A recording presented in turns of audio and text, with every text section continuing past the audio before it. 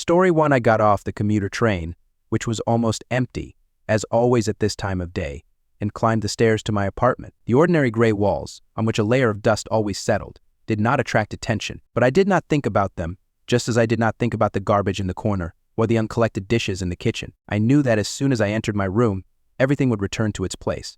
I just needed to find the peace I had been looking for so long. Closing the door behind me, I dropped my bags and stood in the hallway for a few seconds. My gaze slid over the space of the apartment. Everything was as usual. My favorite painting hung on the wall, an abstract image of the sky and water, such sharp contrasts that it always made me wonder what was hidden behind it. I didn't even know why I liked it so much. It seemed like a simple image, but at some point it began to play an important role in my life. It's strange how insignificant things become important. Taking off my outerwear and throwing on my usual cozy sweater, I headed to my room, where my virtual kit was located, the headset, and everything connected to it. Lately, virtual dates with Feather had become more than just a way to kill time for me. It was more than just meeting a girl. We were not just a couple in real life. We were something special in the virtual space. This was our place. We found each other again, despite all the distances and obstacles.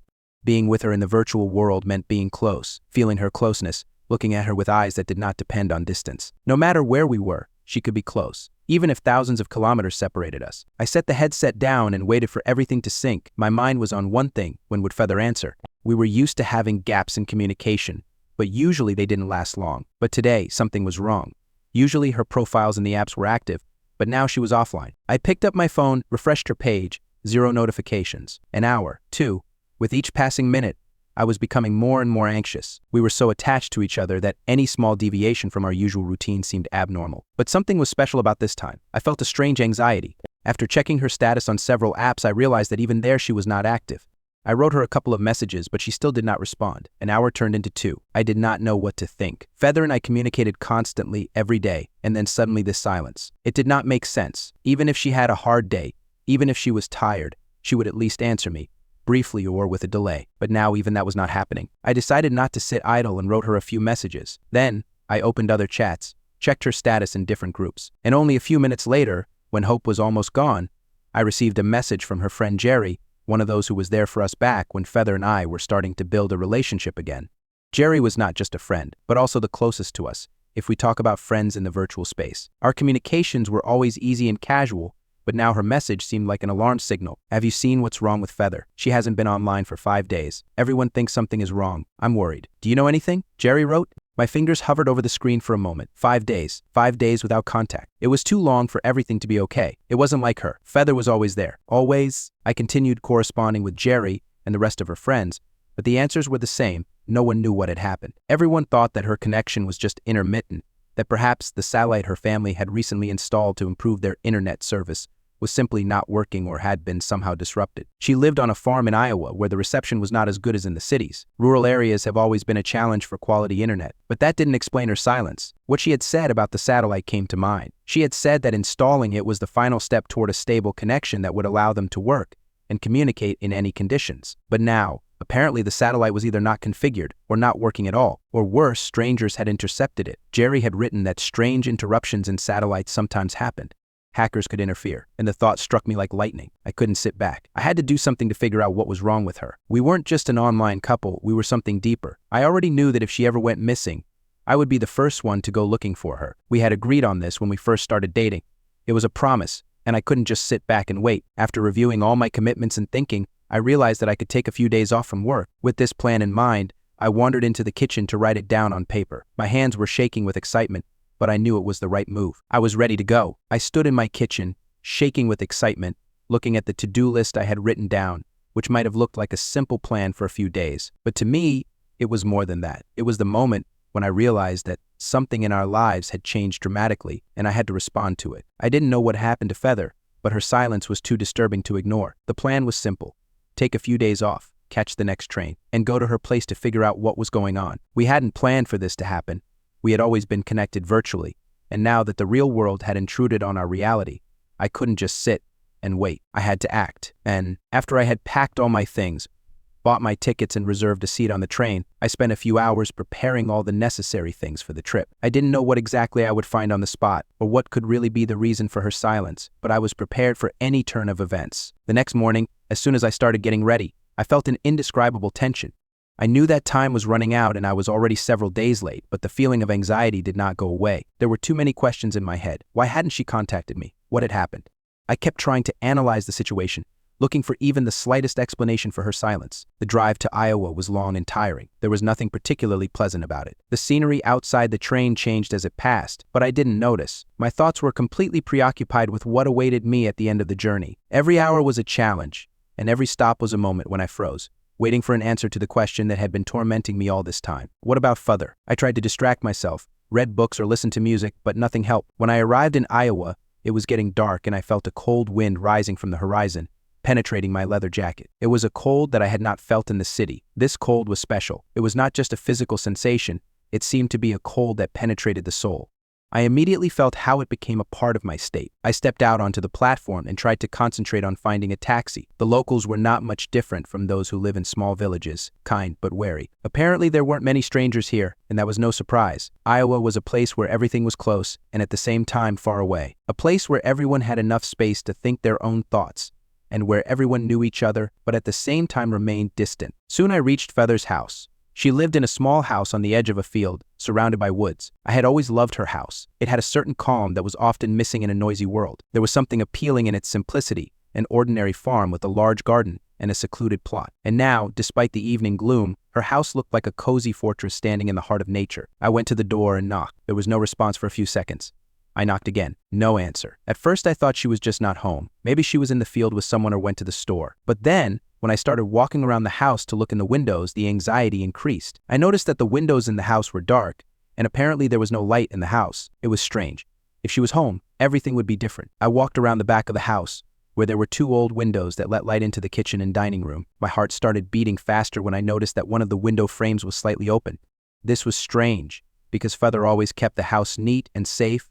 She was tidy, and she never left any windows open, especially when she was away. Deciding I had no time to waste, I carefully opened the window and climbed inside. My fingers slid over the cold glass as I climbed through the window into the kitchen. It was dark inside, and the smell of old wood immediately enveloped me. The feeling of unease was still there, but I knew I had to find her, even if it meant facing the unknown. I moved through the house, looking in every room. There was no sign of her. But then, in the corner of the kitchen, I noticed a small footprint leading to another part of the house. It was strange. She didn't usually leave footprints on the floor.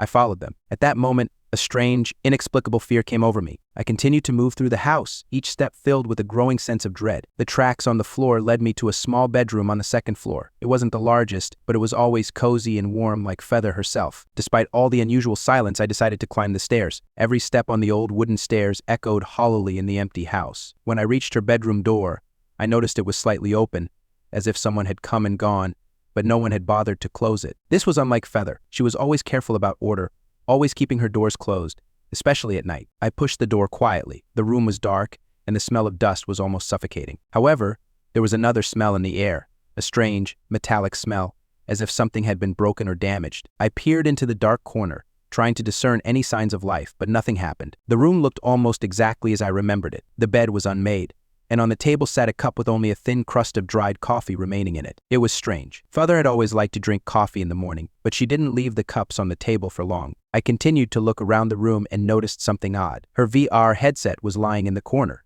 This was odd because she usually kept it on a special stand next to her desk, instead of just throwing it on the floor. I picked it up, looked at it closely, and immediately realized that something was wrong with it. Many parts were slightly damaged and cracks were appearing on the wires. This could mean that it had either fallen or, even worse, that someone had tried to damage it. The moment I realized this, anxiety awoke inside me and began to consume all my thoughts. Suddenly I heard a strange sound. At first I thought it was just old wood creaking, but then the sound was repeated. It was coming from the bathroom. I froze in place, listening.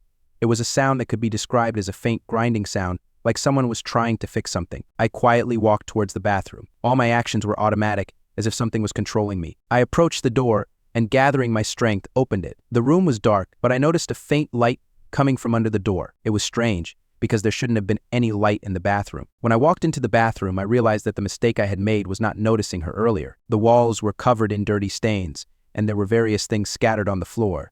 The remains of blankets, clothes, but the strangest thing I saw was that Feather was not alone. On the floor was a large VR headset, just like the one I'd found in the bedroom, but next to it was another one, and that wasn't what scared me. The piece I'd found in her home had been shattered, but there was something else. Next to the equipment were several items that had nothing to do with Feather. I leaned over and saw a strange piece of paper next to the headset. It was old, a little worn, as if it had been stored in that place for a long time. I carefully picked it up, starting to examine it closely. It was a letter. The letter was handwritten, and the handwriting was barely legible, as if someone had tried to write quickly and in a hurry. There was no information on the sheet that could explain anything to me, only a few words. "It's not what you think. You have to be careful. She's not who she seems." My fingers trembled as I tried to process what I had read. The words were like a spell, consuming me with each passing second. I didn't know what it meant. I didn't know why she'd left the letter, or who had written it. It suddenly became clear. Everything I thought I knew about Feather, it was all in doubt.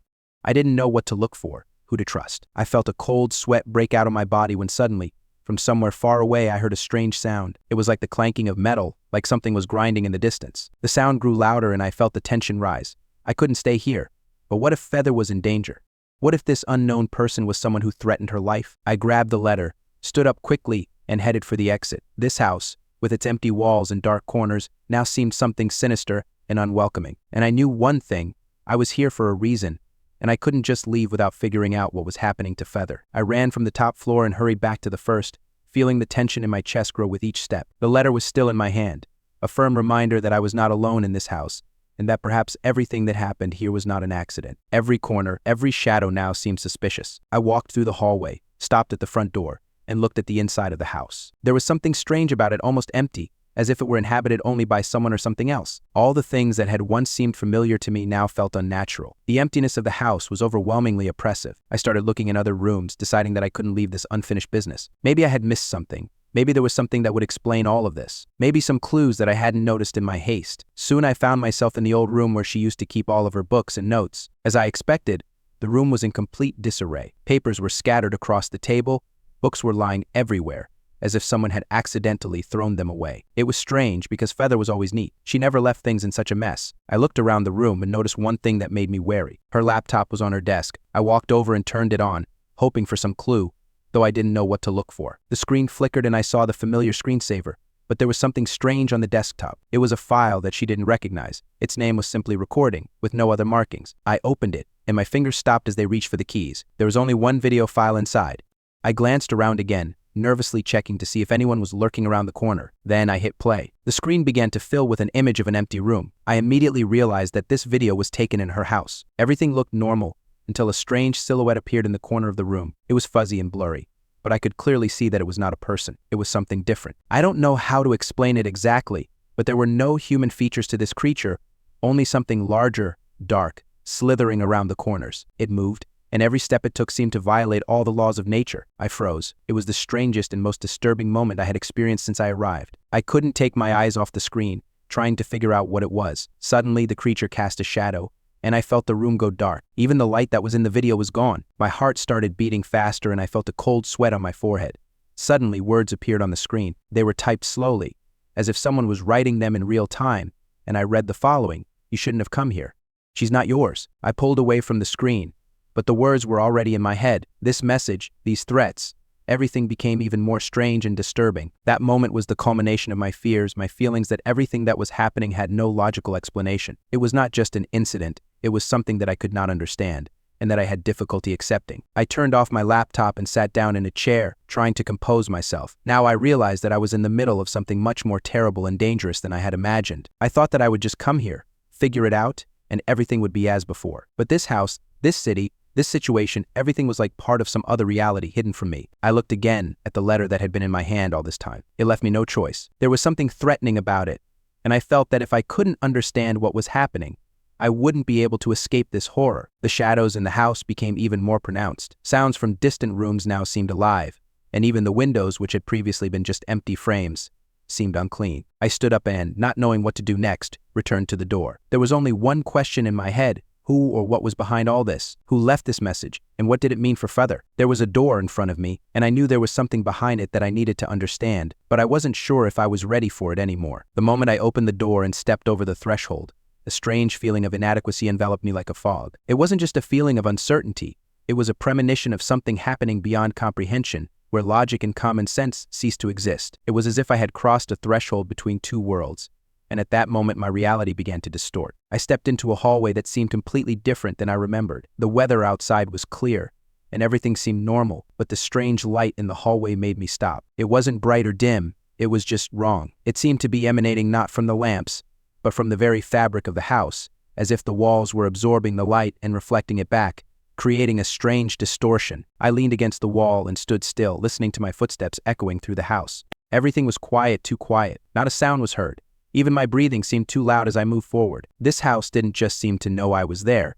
It seemed to be watching my every move, ready to squeeze me in its clutches like a wild animal waiting for its prey to take the final step. I reached the same place where I had noticed the strange silhouette in the video the last time. It was one of the old rooms that had never been used, and now it looked even more uninviting. The walls, covered in dust, seemed even colder and more repulsive, but the strangest thing was that the room was closed.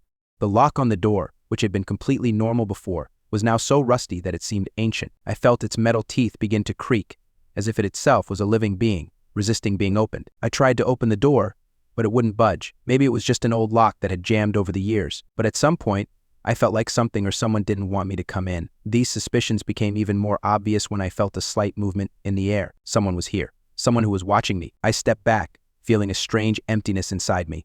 Why was I so tense? What made me feel like I was supposed to be here? It was impossible. I had to leave, and I knew it. But instead of leaving, I stayed. It was as if this house was tying me to itself like a magnet, forcing me to take one step at a time. Despite all my internal protests. Trying to calm myself down, I went back to the laptop I'd left on the table. Everything that was happening here was so strange that I couldn't help but wonder, what if this wasn't just a coincidence? What if Feather knew something, and her disappearance wasn't a coincidence? All her messages, all her explanations about what she was going through, about her internet problems, maybe they were just parts of something much worse. I opened the video file to see the strange creature that had appeared on the screen again, and to see what it meant. Again, I saw the same empty room and the same silhouette, but now something was different. It was closer. It was moving, and with every step it took, it became clearer that this wasn't just a distortion of the image. It was a person, or a creature, but it was something that couldn't exist in this reality. I felt that strange chill spreading through me again, and for a moment I thought that this house was living its own life, that everything that was happening was not an accident, but something deeply connected to its existence. I continued to watch, and then the screen flickered, and instead of a silhouette, I saw wet. I was looking at the screen where I was, but I couldn't understand how that was possible. I was sitting in the same place, but my image was distorted, blurred, with some kind of translucent background. Reality was distorting. I could no longer be sure what was really happening or what I was really experiencing. Was this just a glitch in the system, or was I starting to lose touch with the real world? I closed my laptop and turned to the room. It was silent, but now that I looked at the walls, it seemed as if something was moving in their depths, something alive, as if the space itself was filled with creatures I could not even dream of. I felt the walls of this world begin to squeeze me, and the air became more and more viscous. Then I realized I can't stay here. It was all too much. I had to leave, but something held me back. Every decision felt like a step into the void, and this house seemed to know that I couldn't just leave. When I approached the door again, something in the room changed. The shadows on the walls began to move, and I realized that they were looking at me. The shadows moving on the walls became even more distinct, as if they had taken shape. I couldn't tear my eyes away from them, even though I tried to realize that it was just a trick of the light and my imagination. But the longer I stood there, the more this sensation became real. The shadows weren't just projections, they seemed alive. Every movement they made was like someone's gaze watching me with dangerous interest. I couldn't understand why I continued to stand there. Logic told me that I should leave this house, and return to the world where I could feel safe again. But this strange magnet was pulling me ever stronger, and I continued to stand there, as if I had no strength to move. Suddenly I heard a sound from inside the house. It was a soft rustling, barely noticeable, but it was loud enough to make me jump. It was coming from the very room that was closed. It seemed as if someone or something was waiting for me behind that door, ready to reveal its secret, despite all attempts to hide from view. The sound grew louder, as if something was moving inside, but behind the door there was complete silence. I knew I shouldn't open that door, but something in my mind was beginning to weigh on that decision. Maybe I should have looked in there to figure out what was wrong with Feather. Maybe the answer was right there, in this strange place full of distortions and hidden threats. The door remained untouched, but I couldn't shake the feeling that it was waiting for me, like a trap, ready to slam shut as soon as I took a step forward. I walked up to the lock, feeling that same coldness in my fingers again. It was too old. Its metal was covered in rust, and it began to creak as soon as I touched it. I turned the key, but the door wouldn't budge. I felt the walls around me closing in, as if the house itself was trying to hold me in. It felt like it knew what I was about to do, and it didn't want me to know what was on the other side of the door. It wasn't just resistance, it was something more sinister, something that seemed to be tricking me into its embrace. But I couldn't back down. I knew that if I didn't open that door now, I'd never know what was inside. This fear that was taking hold of me wasn't as strong as curiosity. I tried to turn the lock again, and this time the door gave in. When I opened it, I didn't expect what I saw. It wasn't just an empty room. There was a strange light inside that didn't feel like normal light. It didn't come from lamps or windows. It seemed to flow from the atmosphere itself, from the very fabric of the space. It was soft, but it also felt like it was burning. Everything seemed smeared, as if the space itself had become liquid. I stepped inside, and as soon as my feet touched the floor, I felt the ground beneath me begin to shake. The shadows that had been moving along the walls were now brighter, more distinct. They weren't just moving, they seemed to be coming toward me, becoming a part of me, a part of this room. I didn't know what was happening. The room wasn't real. Everything around me was distorted, and I suddenly realized that this place had no logic. I couldn't understand how it existed. There was no space or time. Everything was broken. I was trapped, and there was no way out of this nightmare. I froze, aware that every thought and every step I took could become part of this distortion. I tried to turn and leave, but the door closed behind me, as if someone was pushing it from behind. I turned and saw that the room was no longer empty. There was a silhouette standing in the corner. A silhouette I recognized. It was Feather, but she looked different. Her body was blurry, her face distorted, as if I was looking at her through cloudy glass. I approached her, but my steps were heavy, as if I were walking through a viscous substance. Each step I took was labored and slow, and her face became increasingly indistinct, as if she were part of this world and I was an alien element. She smiled, but her smile was frightening cold. I felt like something was wrong, that I shouldn't be here, that everything I did was only making things worse. "You came," she said, but her voice was not like the one I knew. It was somehow alien, foreign to this world. I tried to say something, but the words wouldn't come out of my throat. I felt my consciousness begin to blur, as if I was beginning to disappear, becoming part of this strange, distorted world. "You shouldn't have come," she said, and there was not only alarm in her voice but also despair. I realized that I was not prepared for what I might find here, and perhaps it was too late to turn back. The world around me continued to change, as if by itself, under the influence of an invisible force. Every movement, every glance was obscured by distorted shadows and a bright light that had neither shape nor contour. My steps were as if in a viscous, transparent substance, and every attempt to move forward required effort, almost physical pain. Feather stood before me, her distorted face becoming increasingly cloudy, as if I were trying to see her through a thick fog. She didn't move, didn't say anything else. Her eyes were closed, and her mouth, as if from some alien void, was silent. I looked at her, and my heart sank. This wasn't Feather. This was something else, trying to take on her appearance, to tell me something I couldn't understand. I tried to scream her name, but my voice was lost in this strange emptiness, in this world where sound could not exist. I felt my legs growing heavier, as if the ground beneath me was swallowing me, pulling me into this strange world devoid of logic. I didn't know what was happening, and I didn't know how I ended up here. My whole being screamed for desperation, for a way out, but I couldn't find one. The shadows that once moved along the walls were now something alive, entities that surrounded me. They slid across the floor, as if searching for something, approaching me as if searching for a victim. I felt them touching me, and it felt like they were taking a part of my essence, absorbing it into themselves. I tried to turn and get out, but every step became more difficult. I didn't even know where to go, and honestly, I didn't know if there was a way out of this room anymore. All I knew was that I had to do something, change something,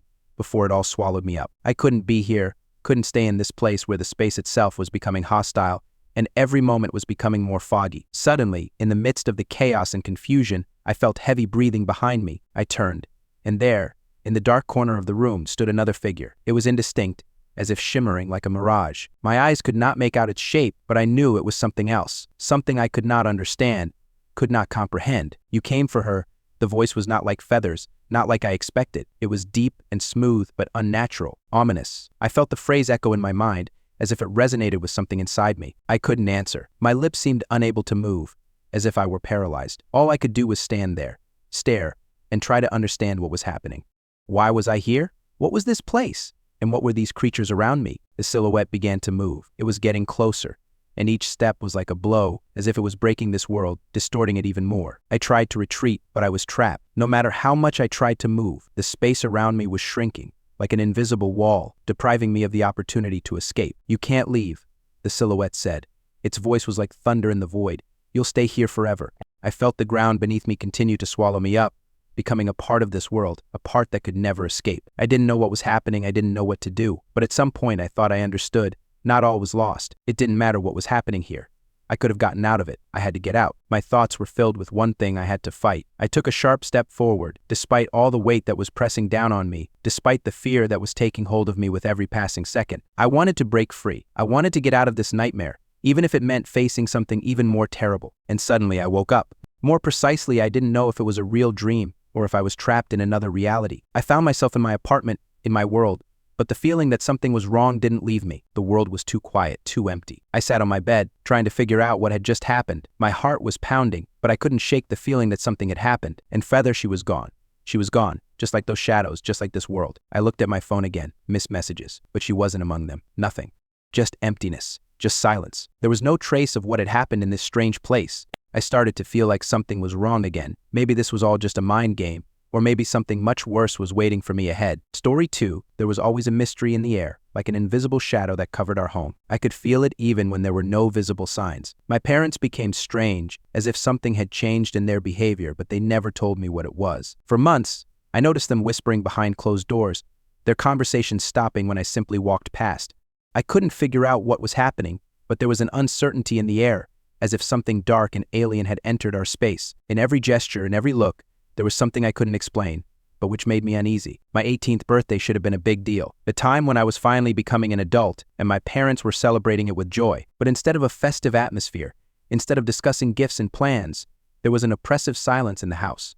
I felt forgotten, like a ghost moving from room to room without leaving a trace. When I tried to talk to my mom or dad, they always found reasons to avoid the conversation. But I saw their eyes, they were full of anxiety and hidden fears. More and more often, I felt like a superfluous person, as if my life in this house did not matter. Their silence was unbearable. This morning I woke up to find my mother sitting on the edge of my bed. I wasn't used to seeing her like this. Her eyes were wet and teary, as if she'd been holding in her emotions for a long time. I'd always known her as a strong woman who was able to keep everything under control, but today she looked more broken than ever. Something was wrong. She told me that I shouldn't go to school, that I needed to meet her and Dad downstairs in 15 minutes. The words hit me like a bolt from the blue. My mother had never been so insistent, let alone canceled my plans. My heart started beating faster, and I felt something unsettling creeping up on me, but I couldn't figure out what it was. I went to the bathroom to tidy myself up. My hands were shaking, and looking in the mirror showed me a reflection in which I could barely recognize myself. What was happening to us? What were my parents hiding from me? The questions that were spinning in my head remained unanswered, and the anxiety in my chest was growing stronger. I decided to dress in my favorite things: black jeans, a graphic t-shirt, old Converse, and a jacket that made me feel safe. Looking at my reflection, I suddenly realized that I was losing a part of myself. Who am I now if I can't even understand what's happening in my own home? I went downstairs, my heart sinking with a premonition of something terrible. Dad was sitting at the table, silent and sullen as usual. Mom was standing by the window, her gaze fixed on nothing, as if she were trying to hide her feelings behind that glass. They weren't looking at me, and I felt the space between us widening, as if we had become strangers. For some reason, it seemed to me that I would never be able to return to the life I knew before. We got into the car, and I felt the air around us grow heavy and thick.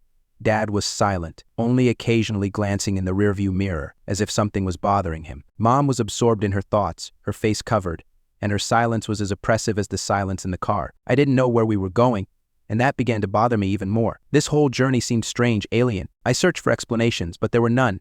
I couldn't understand what was happening. Only questions swirled in my head, to which there were no answers. As we drove beyond the city limits, I realized that we had gone too far. There was only emptiness around, covered in forest that stretched endlessly in different directions. The forest was dark and dense, its trees seemed silent, as if they were watching us from above. I felt uneasy, and I felt the cold penetrate me, penetrating to the very bones. We moved further and further, and at that moment something in my heart sank, as if I knew that we were not just driving, we were walking away from something. But from what? This feeling grew stronger with every kilometer. I looked back at my parents, but their faces expressed nothing but the same emptiness as at the beginning of the journey. We finally stopped. I didn't understand where we were, but all around us was a forest dense and lifeless. Suddenly, as if on command, my father opened the car door and got out without looking back. My mother followed him, and I didn't know what to do. I tried to stand up, but my legs didn't seem to obey me. Fear paralyzed me, and I remained sitting until they approached the dark shadow of the forest. I tried to understand what was happening, but all my thoughts were mixed up in my head. "This way," my father said,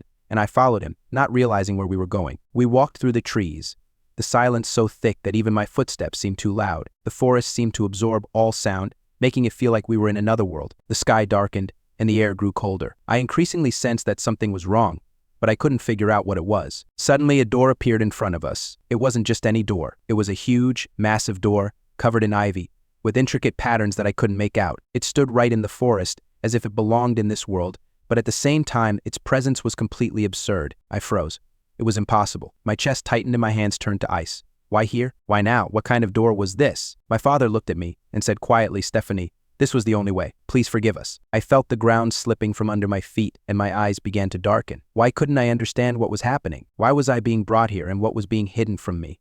At that moment, the door creaked, and the air around us filled with cold, fog, and something unearthly. The moment the door opened, I didn't immediately realize what was happening. My thoughts tried to cling to something understandable, but the reality in front of me seemed to dissolve, turning into something abstract and frightening. I stood on the threshold of an unknown world, not knowing what was hidden behind this fog, behind this strange and oppressive air. Fear penetrated me like a cold wind, causing my insides to shrink, but I couldn't stop. My father stood next to me, his face tense, as if he was preparing for something terrible, and his silence stretched like a heavy thread that connected us to what was about to happen. We entered this world, and with each step I felt a sense of inevitability creeping over me. We walked along a narrow path, covered in thick trees, their branches seeming to try to block us from the light. It was still dark around us, although the time of day had not changed. The sun continued to shine, but it seemed as if its rays could not penetrate this strange atmosphere, absorbed by the forest. The leaves that had once rustled underfoot now seemed insensitive, as if they had long ago lost their life. Every step echoed in my head. I felt the fog enveloping me, its coldness penetrating me. Mom walked ahead, her face covered, but I could feel her fear, which now overwhelmed me. With every step she became more distant, her movements mechanical. It was strange, but her eyes did not show the anxiety that I had. Something had changed in her. Maybe she had accepted this path long ago, and now she was following its inevitable steps. Time was losing its meaning, and I felt it stretching, as if we had been walking through this forest for an eternity. I couldn't breathe. I still didn't understand where we were being led, but some inner feeling, like a sound I couldn't catch, forced me to go forward. It wasn't a decision, but a need. It wasn't a choice, but something I couldn't stop even if I wanted to. Suddenly, an empty clearing opened up before us, but it was not what I expected to see. Instead of sunlight or green expanses, the clearing was dark, as if the earth itself had swallowed up all the light. Everything around was immersed in shifting shadows, and I could not understand where this fog was coming from. We stood before an indescribable emptiness, and I felt this world I lived in becoming more and more distant. And then, at the edge of the clearing, a figure appeared, a man. I couldn't see his features, but his presence was there. He was like a shadow, standing on the edge of visibility. The man didn't move, but his gaze pierced me, as if he could read my thoughts. I felt everything inside me tighten, as if I was in front of something far more powerful than I could have imagined. This man, as if he was a part of this place, as if he had been created by the forest itself. His eyes were darkened, not reflecting any light, and his silhouette was blurred, as if his body did not exist in this reality. He doesn't know he's here? Mom whispered without turning around. He can't leave. No one can. Oh, I didn't know what she meant, but her words rang in my head like an alarm bell. What was she trying to tell me? I tried to look at her, but she was already far away, as if her gaze was not directed at me, but at another place, at another time. Everything around me became blurry, and I couldn't understand what was happening. I wanted to ask questions, to scream, to demand an explanation, but I felt uneasy. Everything about this situation felt unreal, as if I had been plunged into a nightmare in which everything was familiar, but everything was alien. My body did not obey, and I stood there, unable to take a step. The figure in front of us began to move. He didn't walk, he glided, as if his body wasn't rooted to the ground. I felt the cold growing, as if everything around us was trying to swallow us up. And then I realized that this figure wasn't just a man. It was something much older, darker, and more dangerous.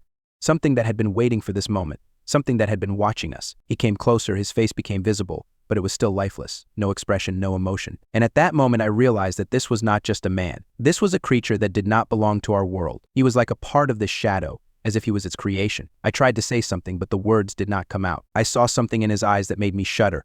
I saw emptiness, a huge emptiness that swallowed everything that fell into its field of vision. It was a lifeless space, and it was pulling me into itself, like a black hole. I felt myself losing control, my thoughts collapsing. I was starting to disappear, dissolving in this emptiness. And then I realized that we had not come here by chance. We had come here by some unknown will that had been pulling us from the very beginning. I didn't know if I could get out of here, but I knew one thing: I couldn't run away anymore. As I stood in this empty clearing where time seemed frozen and the air was thick with cold, my thoughts began to slip back to a time when everything had seemed normal, when I had not yet known what would bring us here, to this strange, dark world. I could not remember when exactly everything had changed, but something in my life had begun to distort, as if reality had begun to fall apart into pieces that did not fit together. Now I stood here, under this strange sky, surrounded by shadow, waiting for something to happen. The figure before me continued to move, but his body remained blurry and unstable, as if it were not quite real. His presence was felt, but his very existence seemed elusive, like a mist that could not settle into reality. He was not human. He was something else, something that did not belong in this world. And everything around him, the fog, the forest, the earth, all these elements seemed part of what was to come,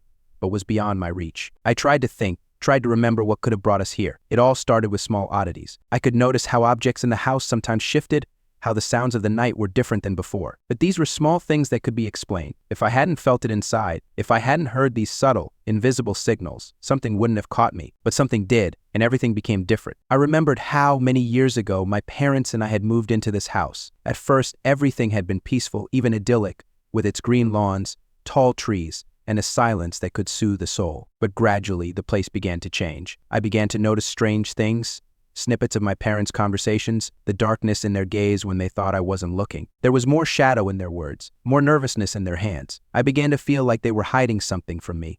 But when I tried to ask, they would fall silent, and this strange confusion would appear on their faces. My father had always been firm and calm. His strength was his silent presence.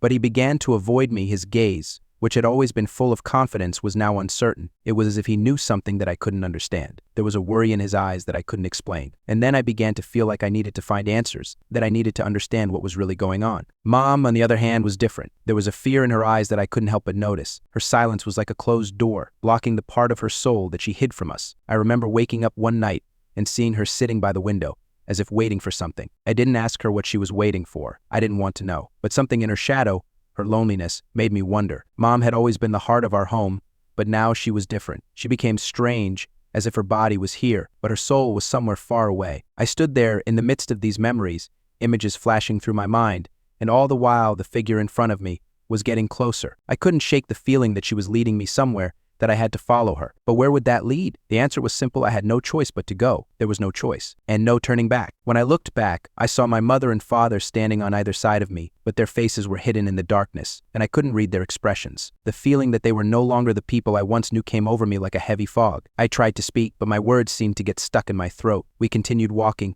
step by step, and the forest swallowed us deeper and deeper, like an invisible pool, sucking in everything that fell into its net. I noticed that the figure in front of us was getting closer, and its shape was starting to take on more definition. It was as if it was absorbing both light and shadow at the same time. The faces in its place were becoming clearer, but there was nothing human about them.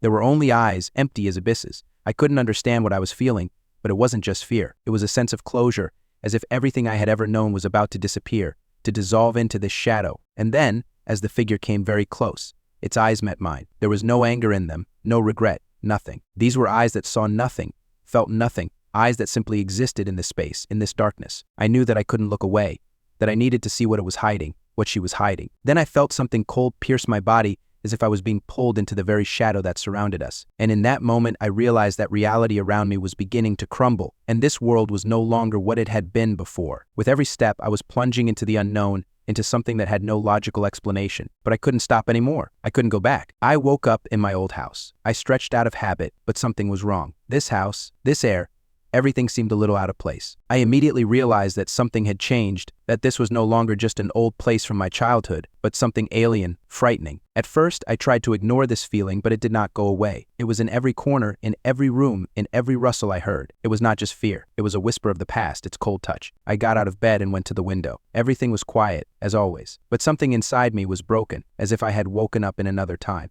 This house was like an empty vessel, hung with memories, but there was no life, no soul in it. I knew something was wrong with it. The shadow it emitted was too real to be just an imagination. Then I remembered. I remembered the strange things that had happened in my life in recent years. The moments when I noticed things changing, when I heard those strange sounds, as if someone was trying to penetrate this world from the other end of time. I tried to ignore it, but now I couldn't. My mind was racing back to the moment when, as a child, I noticed the first signs of something strange. I couldn't understand what they were, but now, standing in this house, I began to realize that these were signs of something much bigger than simple hoaxes. They were messages, reminders that I was not alone, that this house was part of something dark and unknown. Remembering this, I walked through the hallway as before, but now the steps seemed heavy, almost unnatural. Every sound was deafening, every step pulled me back. I stopped at a door that was always closed. It was a door I had never entered. My mother had always said there was nothing there, but now, standing in front of it, I felt that this place was hiding something important. I could no longer ignore this fear. I had to find out what was behind it. I carefully opened the door. A ghostly light filled the room, and the world seemed to become even stranger. The walls were covered in dust, and a heavy shadow hung in the air. But in fact, this room was not empty. I saw an old painting on the wall. It depicted a man whose face was blurry, but his eyes were looking straight at me. And in those eyes there was such a sad pain that I almost felt it on my skin. I moved closer, unable to tear my eyes away from the image. The more I looked, the the more I felt something invisible squeezing me from the inside. I couldn't figure out what it was, but I felt like I had to take the painting down. So I did. When I lifted it off the wall, there was something else behind it. There was an old chest, covered in dust and cobwebs, but for some reason it didn't disgust me like everything else in the room. Instead, I felt a strange attraction. I lowered the lid of the chest. Inside was a pile of papers folded and squeezed together as if they were trying to hide a secret. I started to sort through them, and among them was one, brand new, without a trace of time. On it were only a few words written with an old quill. You must remember. These words left me speechless. I could feel something piercing through my soul. Who wrote this? And why did I need to remember? Too many questions and too few answers. I put the paper back and closed the chest. But one thought kept spinning in my head. This was a key that opened the door to my past, to the things I had once tried to forget. I could feel how this part of me that I had avoided for so long was now part of my existence again. And this room, this house, none of it was a coincidence. All of it had brought me here to find out the truth. I walked out of the room and found myself in the hallway again. But this time I didn't feel so sure. I knew it wouldn't end there. I couldn't just leave it like that. Something was important here, and I couldn't let it slip away. My past was coming back, and I had to find out what it was hiding. The shadow of the past loomed over me again, but now I knew I had to move forward. This shadow would not leave me alone, and I had to be ready for what it would reveal. The past seemed to have soaked into the walls of this house, saturated its air, permeated every corner. I no longer felt safe. The time spent here was like a journey into another dimension, where I encountered something more terrible and more real than just memories. Now I knew everything that happened here was not accidental. I was going back to the moment when I first felt the house haunt me. It had been many years, but it still haunted me. All this time I had tried to avoid the memories, hiding them in the darkest corners of my mind, but now they haunted me. I couldn't understand why I had come to return. Perhaps something in this house was calling to me. I had to figure out what it was. The next morning I was up earlier than usual. The sun was just beginning to break through the heavy clouds when I headed for the old library. My mother had always said that I loved to read, but I remembered the look in her eyes whenever she mentioned that room. She had tried to discourage me from spending time there. You shouldn't look into books that aren't meant for you, she had said. I had often thought that it was just her anxiety, but now, as the years passed, I was beginning to doubt it. As I approached the library door, I felt the tension in the air increase. There was no escape from the voice of my inner fear. Everything around me seemed to freeze. I slowly opened the door and entered a dark room where all the books were stacked in order, but despite this, the feeling of disorder in the air did not leave me. My gaze immediately fell on one of the shelves. It was the shelf that always seemed strange to me. It was special, and I knew it. It contained books that my mother never allowed me to read. I walked up to the shelf and took out one of the books. It was covered in a thick layer of dust, and on its cover was something written in an old language that I couldn't understand. There was a strange chill coming from the book. I felt my pulse quicken. I opened it. Page after page, words that made no sense, and yet they made me feel like someone was trying to convey an important message. The moment I turned the next page, I saw a drawing. It was of a man standing in the shadow of a tree. His face was illegible, but his figure seemed familiar. This drawing looked like the man in the painting looking at me. I froze, feeling a growing sense of unease creeping into me with each glance at the book. Who was this man, and why did his face seem so familiar? I couldn't tear myself away from the book, as if it were pulling me towards itself.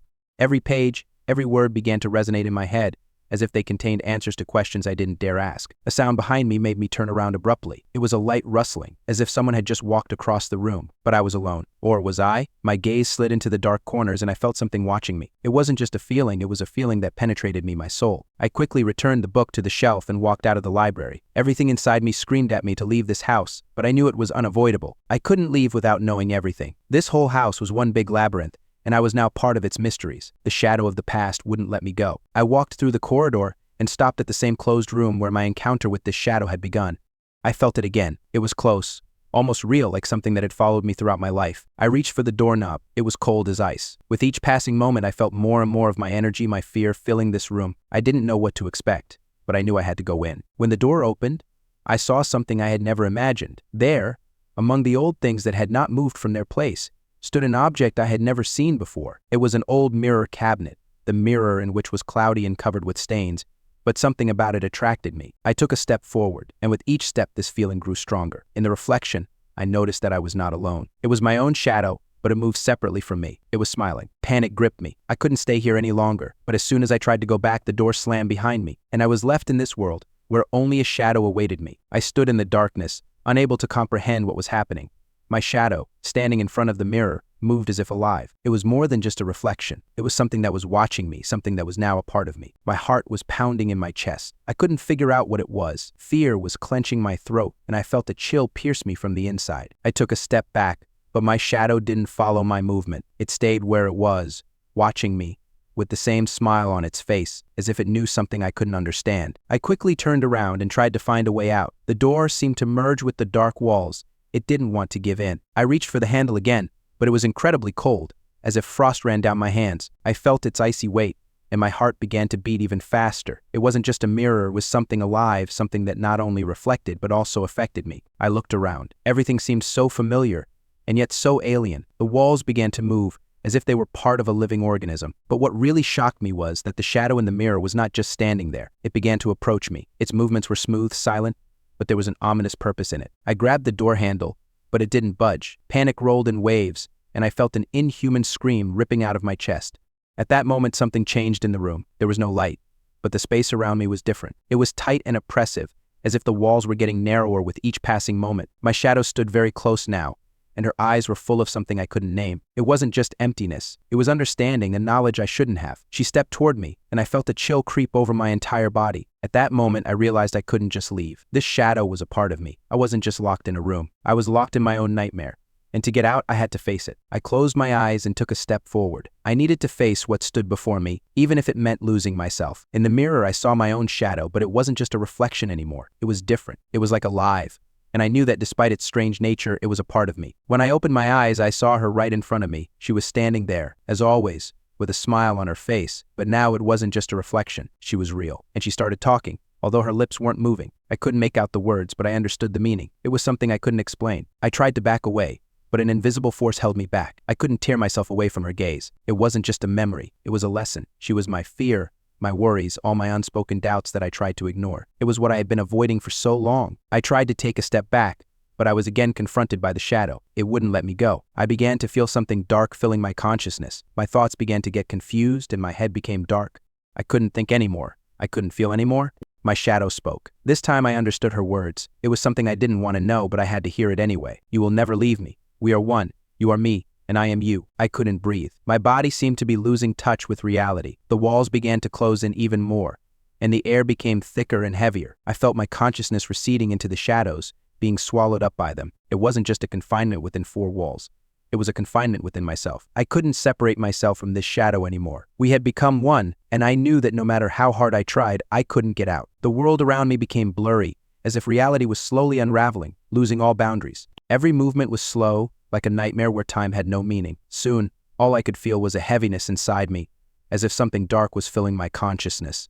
I tried to fight it, but everything I did only deepened this strange, frightening darkness. My breathing became shallow and rapid. I tried to find a point of support, some steady gaze, but nothing came to mind. The shadow stood next to me, its eyes never leaving mine. They were empty, but I felt them penetrating my very soul, my very heart, tearing out every piece of hope. I looked around again, but it seemed I was no longer in the place where I had just stood. The room was gone. The forest was gone. I was standing in some kind of emptiness, and this emptiness was beginning to swallow me. I didn't understand where I was, but I felt the boundaries of this space being erased. The shadow said nothing. Its silence was oppressive and endless. It was like a conclusion, as if it did not want to give me any explanations, no hints. I tried to break free, but my legs did not move. They seemed to grow together with this black floor, with this emptiness. I felt the world around me shrink.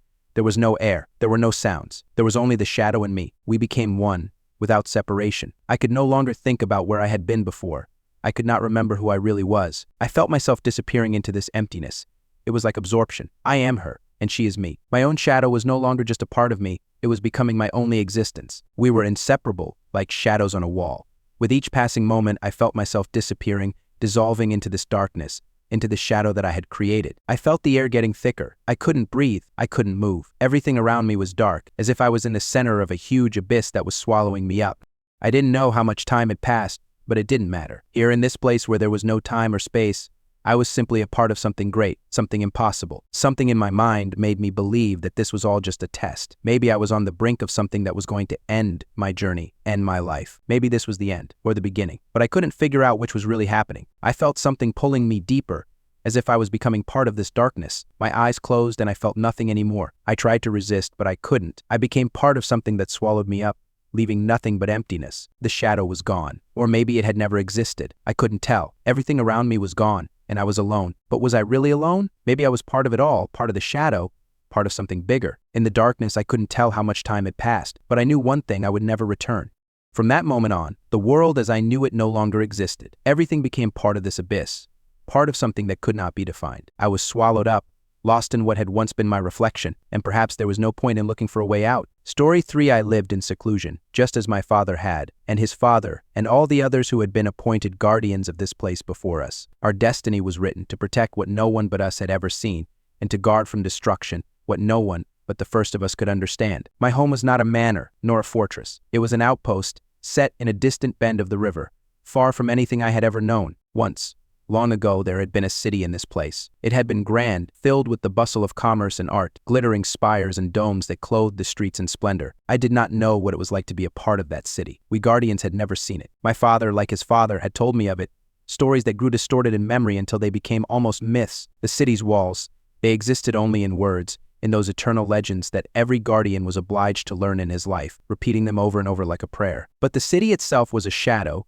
No generation had crossed its borders, and no living thing had ever been returned since the first family of guardians had taken up the duty of protecting it. We lived in the forest, in the middle of endless spaces, and our lives were subordinated to only one task: to maintain peace. The duty of the guard was simple: to watch the river and the forest, to record the results of his observations in the archives, and if any signs of misfortune or anomaly were found, to return to the city with a warning. But in my entire life, I have never seen the slightest deviation. Everything was quiet, everything was calm. Nature took its course, and I could explore the river every day, check the land, record data in journals, and still not find the slightest sign of a threat. This went on for decades. I lived here, at my post, all alone. Every now and then a woman would come, sent by the city to be the mother of my heir. She would do her duty, give birth to a child, and then, if it was a girl, she would return to the city, and if it was a boy, she would stay to help me raise him, and then leave alone. I never knew these women.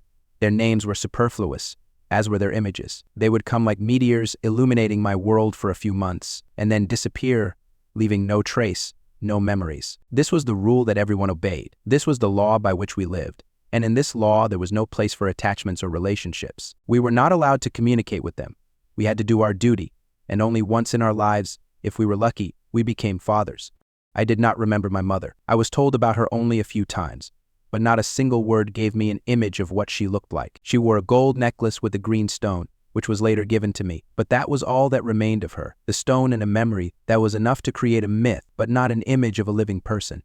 By the time I was 30, I had not yet been blessed with the woman sent to me. I did not know the joys of fatherhood, did not experience the excitement that the old guards told me about, but it did not bother me. We were far removed from such human concerns like our ancestors. We were devoted to our duty, and that was enough. My father taught me that we did not have to understand the world of the city, its laws, or its ways. We had only to stand guard, without asking unnecessary questions, without indulging in doubts. Life on duty was solitary and quiet. With each passing year, I became more accustomed to it. In the forests, along the rivers, and between the trees, it was easy for me to find my place. I studied nature, wrote down everything I saw, even when I found nothing new. As time went on, I couldn't help but notice how the world around me became more and more distant and alien. Solitude became the norm, and the very fact of existence on this outpost became my only reality. This went on until one day, in my 33rd year, something changed. The river, which had always been calm and clear, began to grow muddy. The fish that had once splashed in its waters began to die. Nature, which had seemed so stable and calm, was suddenly disturbed. This was the first sign that we might not be doing our duty to the fullest. The muddy water and dead fish were only the beginning. I knew that I had to go to the city. I was afraid, but I knew that if I did not go now, something much worse than the change in the river would come here too. This was what we feared most. I left my post and began the long journey to the city. There was a sense of unease inside me that grew stronger with each step. For the first time in my life, I realized that I was doing my duty, but that everything was changing. And what if this journey would be the very moment when I would be forced to face what my ancestors had kept silent about? A city I had never seen loomed before me like a ghost. My journey to it was long and lonely, and the closer I got, the more I felt like I shouldn't be here. All I knew of the city was in books and the stories of old guardians, but nothing could prepare me for what I saw when I crossed its borders. The city walls, though battered by time, still stood. Their grandeur, despite the cracks and leaning towers, spoke of a former splendor and strength. But what I saw next shocked me. The city was empty, silent and lifeless, as if its spirit had long since departed, leaving only empty buildings and neglected streets. I never thought I would encounter the city in such a state. There was no sound, no movement, only the echo of my footsteps that accompanied me through the narrow alleys and cobbled streets. I walked along them, feeling the pull of the unknown, as if it was not I who had come here, but something that was leading me. The place I was supposed to protect was broken, as if it no longer had any value. There was no one here, no people, not even animals. Every building looked as if it had been abandoned in a hurry, as if someone had suddenly decided to abandon it. In the square where people had once gathered, grasses were now growing, filling the cracks in the stones like uninvited guests. Only one detail broke the emptiness: tracks leading deeper into the city, tracks that could not have been left by anyone alive. I followed them, not caring about the dangers. The guards were there to protect the city, and I was going to find out what had happened here. With every step, I felt more and more like this city was pulling me into its shadows, as if its dark corners were taking away my consciousness. I couldn't let myself break. My mission was simple: find out what had happened here and bring order to the world. The tracks led me to the old library, the place that legends described as the heart of the city. Its walls once held knowledge that could have saved this world from many troubles. But now, as I walked through its ruined doors, I realized that the city itself had long since lost it. The library was in ruins, the shelves were knocked over, the books lay on the floor, torn, missing, or swallowed by time. The chaos that reigned here was as terrible as the silence that led me deeper. I stopped, listening to the sounds, and suddenly I heard something. Light footsteps, not like mine. Someone was nearby. That feeling of anxiety that had begun to grow with the first step on these streets now took over. I was not alone in this place, but what was this presence hiding within these walls? Everything inside me screamed, leave, but I knew that I couldn't retreat. I came here, and I needed to understand what had happened. As I approached the center of the room, I noticed a figure. It was standing by the window, its silhouette barely visible in the dim light that filtered through the cracked glass. I couldn't see who it was, but the feeling that this shadow knew me haunted me with every step I took. Try as I might, I could not comprehend who could be here. All the sounds of the city had disappeared, only a shadow moving in this unnatural silence. I stood there, unable to believe what was happening. Everything I knew about my duty, about my ancestors, was now beginning to crumble. The city I had protected was no longer mine. This place was something else, something I and all the guardians could not imagine. I walked closer, and the figure turned. The face was familiar, but it shouldn't have been possible. It was a man I knew. His face was twisted in some strange way, as if he were part of this city, part of its shadow. He looked at me, and his eyes were empty. I felt a chill that went to my bones, and I knew this creature wasn't human. It was someone who had left long ago and returned to take this place with them. You shouldn't be here. His voice was not human. It wasn't a threat, more of a warning spoken in a tone, as if I should already know that this was no place for the living. I realized that this place was alive. It absorbed everything that came. This city, destroyed and dead for everyone except me, was waiting for me, and now I was here for a reason. With every step I took, I felt an invisible force pulling me deeper into the shadows of the city. The library, though destroyed, was still the center of this place. Its old walls held more than just books. It felt like the city itself was holding me like a living creature, luring me into its net, giving me no chance to escape. I stood in the very hall where ancient texts had once been studied and the secrets of the world had been unraveled,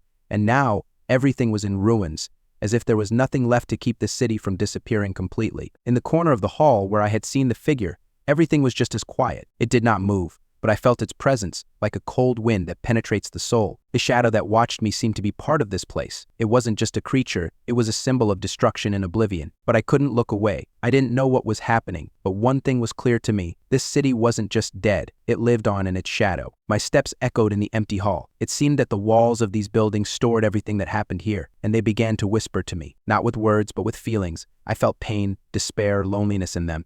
This was not just a city. It was a living organism that suffered from its own existence. I looked around again, and suddenly noticed that dark spots had begun to appear on the walls. Not just dirt or dust, but something more sinister. There were shadows that had begun to slowly creep across the stones, as if they were part of the city itself, moving in search of something. My heart began to beat faster. I tried to breathe calmly, but the air in the hall was thick, heavy, as if it itself was resisting my actions. I started moving forward, despite the feeling that something was following me. I didn't know what would happen next, but I couldn't stop. It was like a premonition that I had to move forward. The feeling that I was here for a reason didn't leave me. Suddenly, from the depths of the hall, where I hadn't noticed the open door before, a dim glow appeared. I walked towards this light, and suddenly everything around me became foggy. My feet didn't feel the ground, and I felt myself becoming more and more distant from reality with every step. The walls began to pulse, and the light grew brighter. I realized that this wasn't just a light, it was something more. It was an invitation, or a trap. I froze for a moment, not knowing what to do. Suddenly, from around the corner, I heard footsteps. The shadows that had been crawling along the walls began to gather in one place, as if something was beckoning them. And then, from the light I had just noticed, a silhouette emerged. It was foggy and blurry, but I still felt it approaching me. His movements were strange, as if he were a man who had once lived here, but was now part of this place. I saw his face, distorted by time and pain. He did not speak, but I felt that he was trying to convey something important to me. "You are not here by chance." His voice was deep and muffled, like a noise in my head. I couldn't tell where it was coming from, but the words echoed inside me. He was right. I was not here by chance. But what did not by chance mean? What was I supposed to do? This place didn't accept people. It swallowed them. I realized that at any moment I could become part of this shadow, part of this forgotten city. I couldn't help but feel the fear inside, but I also knew that I had to move forward, whatever that meant. Step by step, I approached the center of the light, and his mysterious figure followed me as if he were part of that light. Every step became heavier. I felt the walls closing in, as if the city itself was trying to make me stay. But I kept going, despite it. And when I finally found myself in the very center, the world around me became bright as lightning. The walls flew apart, and a strange sight opened up before me.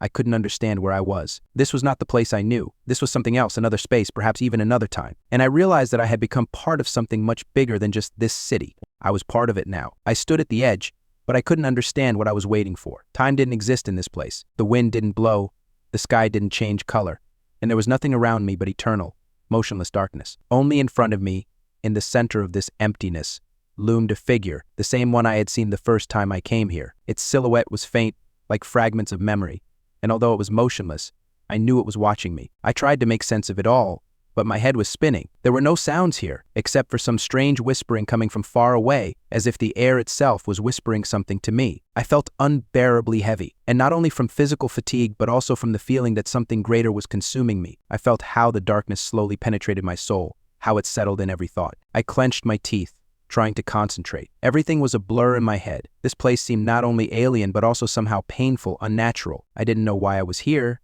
didn't know how to get out, and didn't understand what force was making me stay. Every attempt to take a step, turn, or shout was futile. I was like a frozen figure in this timeless space. My body seemed to have become a part of this world. It did not respond to my commands. I felt powerless, unable to move or even think about anything else. My attempt to understand where I was only increased my fear. I tried to remember how I got here, but the memory was foggy, as if it was fading with each new step. And then I felt his presence again, this figure before me. He stood still, and everything around him seemed to be shrinking, swallowing me up. I took a step forward. My legs seemed to be losing their control. I moved without knowing why, but something inside me was pushing me to do so. Maybe it was curiosity, maybe fear, maybe both, but standing still was becoming increasingly difficult. It was time to act, if only to understand what was going on. As I got closer, his silhouette began to become clearer. He was human, or so it seemed to me. But he was not the kind of human one would expect in ordinary reality. His eyes were dark, incredibly deep, as if they were pulling everything around them, and I felt his gaze penetrating the very depths of my soul. I wanted to say something, but I couldn't. Every word that came to mind died on my lips. And then I realized that I didn't need to speak. The one standing in front of me knew everything I felt.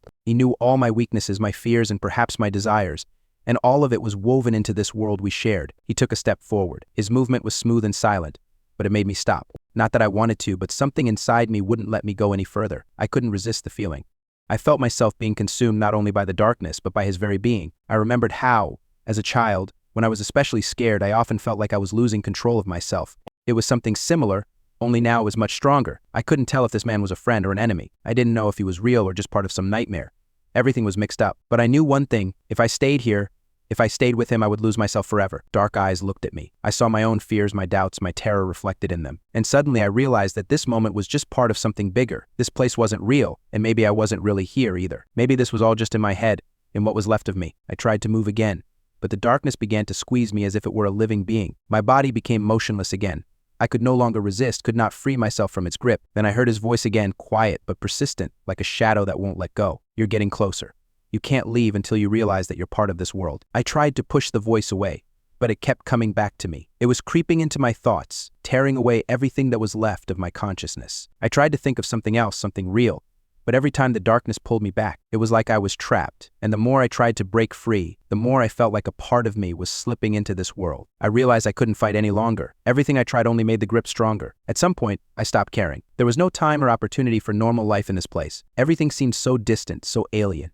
And then I gave in. I let the darkness take over me. "You're already here. You're a part of it." These words cut through the silence again, and I realized that I could no longer escape. I had become part of this world, part of this darkness. I stood there again in the same place, in the void, which now seemed more tangible than ever. The darkness was everywhere, enveloping me like an old blanket, something cold and heavy, with the smell of mold and oblivion. It was a strange feeling, as if I was not only in another world, but not quite in my body, as if it had become something alien, distant, and unimportant. Everything I felt was connected only to this space, this horror, which was so thick that I could not breathe. I tried to remember how I had gotten here, but my memory seemed to have fallen apart into 1,000 fragments. Every thought, every attempt to understand what was happening only led me further into this vast ocean. My mind was like a rough stone, sliding through the water, finding neither support nor stability.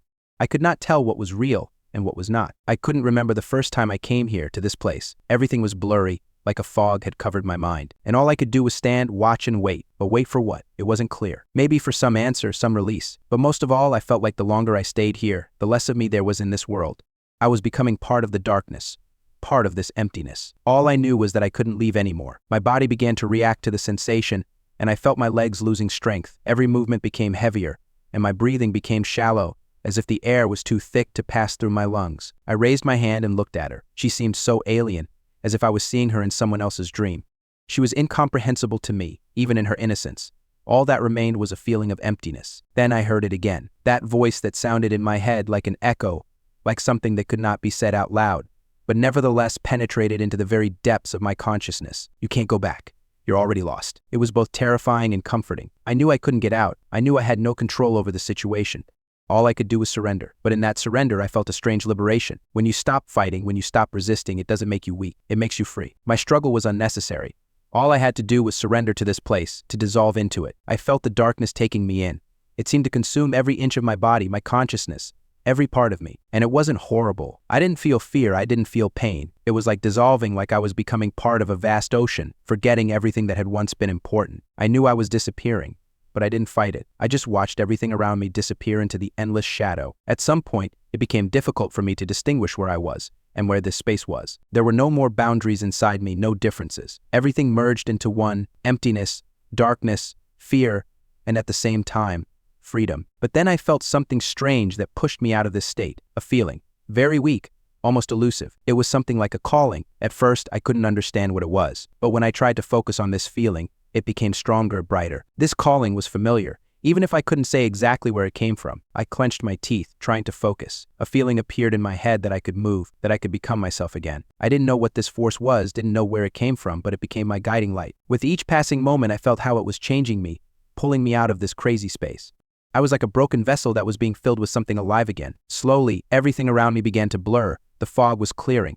I couldn't believe my eyes. Before I could process anything, the world around me began to change. The darkness was receding, and in its place, some incomplete picture was emerging. I didn't know what it was, but something in me told me that this wasn't just a return to reality, but some new understanding. I felt my mind coming alive, as if reality itself had vanished from behind a veil, but now I was ready to perceive it anew, as something I did not know. And even though I knew that nothing would be the same, that I would not return to the state I had been before, I felt that this was a new beginning.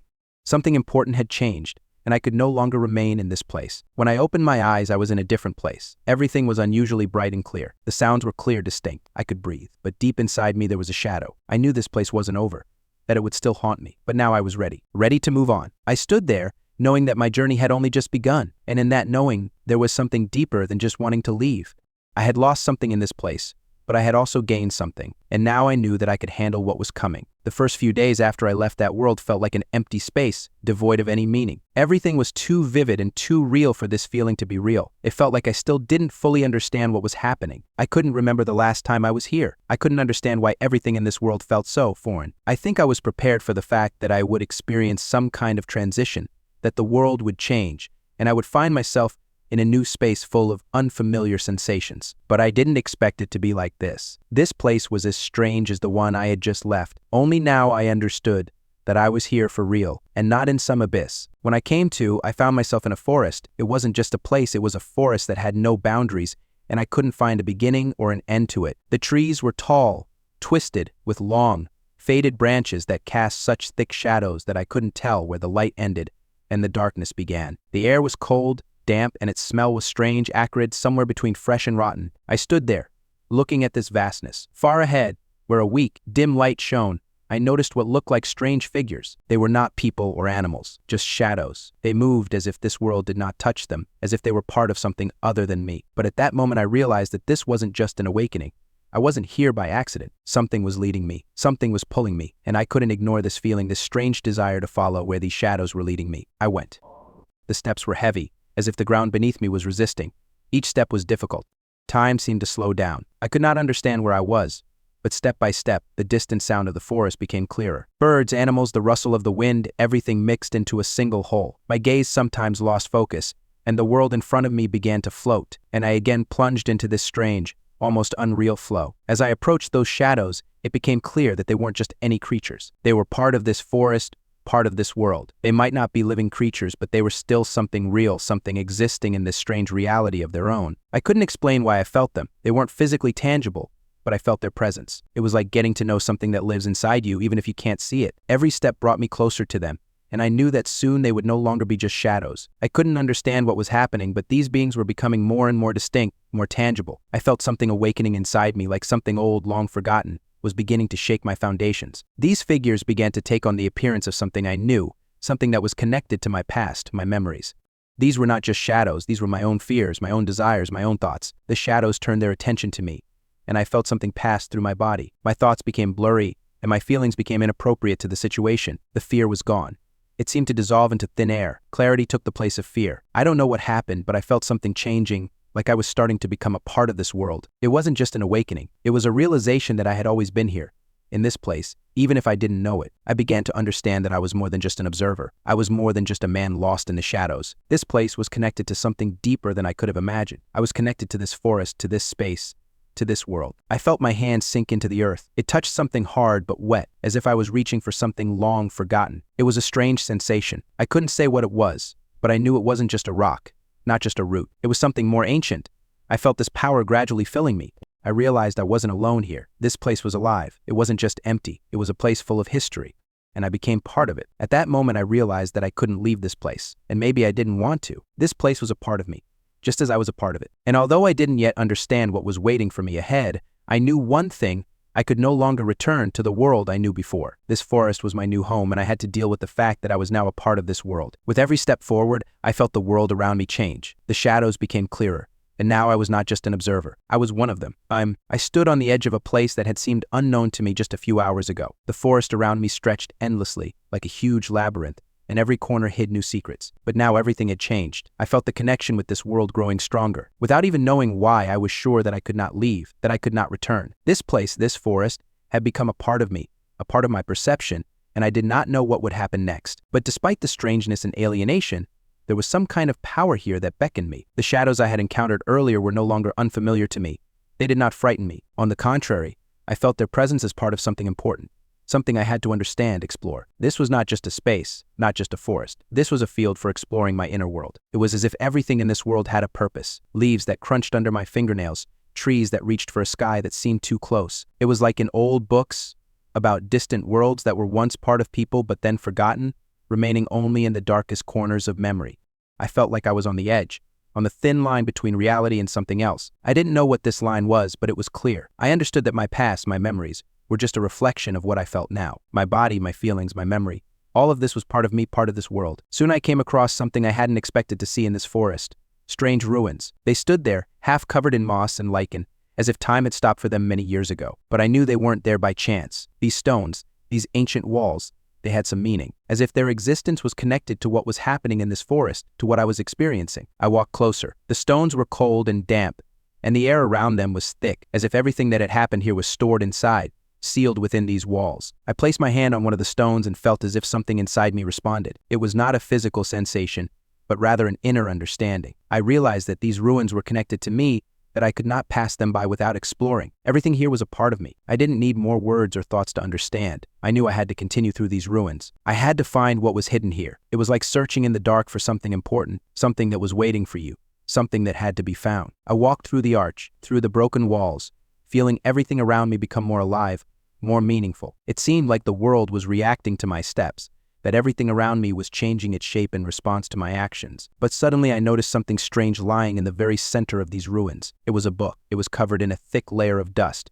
and its pages seemed ancient. But I knew that I could not pass by. It was not written on ordinary paper, but on some other material that was unfamiliar to me. I carefully picked it up, and immediately felt a strange heaviness in my hands. This book did not just store information, it was an important part of what was happening in this world. I opened the first page and immediately realized that I was reading something different. These weren't just words. This was a story, as if rewritten in another dimension, where there was no time, where everything existed in one moment, simultaneously. The words on the page began to move, as if they were alive. I followed them with my eyes, unable to tear myself away from the text, as if the words were telling me something important. I didn't know what it was, but I knew I had to read, that I had to continue. As I reached the last page, I felt a tightness in my chest. The page ended with a strange, hazy picture. It was full of shadows, as if the book itself acknowledged that this was something not of this world. I felt a chill wash over me as those shadows began to move, as I realized that this was not just an image. It was a picture of what I needed to see. The shadows, the same ones I had encountered in the forest, were becoming reality. I realized that this book was like a manuscript, a key to understanding what was happening. It was telling me that I couldn't just leave. I had to understand that I was connected to this forest, to this world. I had to continue, despite the fear, despite the unknown. The shadows in the painting began to stretch, and I felt as if I myself was becoming part of this movement. I didn't know what would happen next, but I knew one thing: I couldn't go back. I had become part of something bigger than myself, and this wasn't the end. This was the beginning of something new.